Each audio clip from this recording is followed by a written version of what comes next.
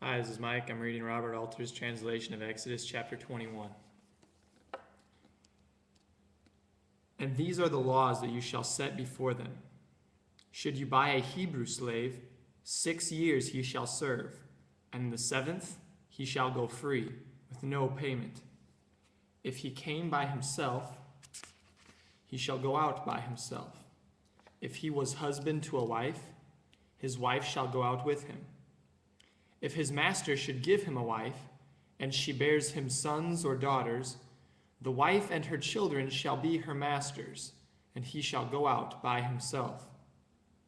And if the slave should solemnly say, I love my master, my wife, and my children, I will not go free, his master shall make him approach the gods, and make him approach the door or the doorpost, and his master shall pierce his ear with an awl, and he shall serve him perpetually. And should a man sell his daughter as a slave girl, she shall not go free as the male slaves go free. If she seem bad in the eyes of her master for whom she was intended, he shall let her be redeemed. To an outsider he shall have no power to sell her, since he has broken faith with her. And if for his son he intended her, according to the practice of daughters he shall do for her. If another woman he should take for himself, he must not stint for this one her meals, her wardrobe, and her conjugal rights. And if he does not do these 3 for her, she shall go free without payment, with no money. He who strikes a man, and he dies, is doomed to die. And he who did not plot it, but God made it befall him, I shall set apart for you a place to which he may flee. And should a man scheme against his fellow man to kill him by cunning, from my altar you shall take him to die. And he who strikes his father or his mother is doomed to die. And he who kidnaps a man and sells him, or he is found in his hands, is doomed to die. And he who vilifies his father or his mother is doomed to die. And should men quarrel, and a man strike his fellow man with stone or with fist, and he does not die but falls ill, if he gets up and goes about outside on his cane, the striker shall be clear.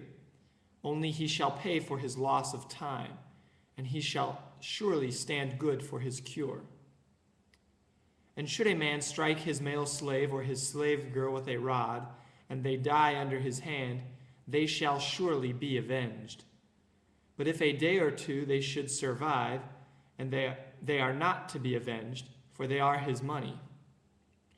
And should men brawl and collide with a pregnant woman, and her fetus come out, but there be no other mishap, he shall surely be punished according to what the woman's husband imposes upon him. He shall pay by the reckoning. And if there is a mishap, you shall pay a life for a life, an eye for an eye, a tooth for a tooth, a hand for a hand, a foot for a foot, a burn for a burn, a wound for a wound, a bruise for a bruise. And should a man strike the eye of his male slave, or the eye of his slave girl, and ruin it, he shall send them off free for their eye. And if he should knock out the tooth of his male slave, or the tooth of his slave girl, he should send them off free for the tooth.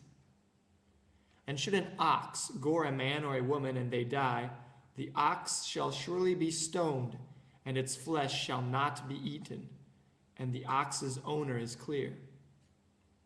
And if the ox is a gorer from past time, and was warned against to his owner, who did not keep it in, and it caused the death of a man or a woman, the ox shall be stoned, and its owner too shall be put to death.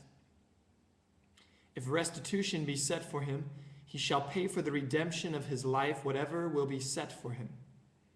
Whether a son it gore or a daughter it gore, according to this practice it shall be done to him. If the ox should gore a male slave or a slave girl, 30 shekels of silver he shall give to their master, and the ox shall be stoned. And should a man open a pit, or should a man dig a pit and not cover it, and an ox or a donkey fall in, the owner of the pit shall pay silver, shall make good to its owner, and the carcass shall be his. And should a man's ox collide with his fellow man's ox, and it die, they shall sell the live ox, and divide the money for it equally. And the carcass too they shall divide equally. Or, if it is known that the ox is a gorer from time past, and its owner did not keep it in, he shall surely pay an ox for the ox, and the carcass shall be his. Should a man steal an ox or a sheep, and slaughter it, or sell it, 5 cattle he shall pay for the ox, and 4 sheep for the sheep.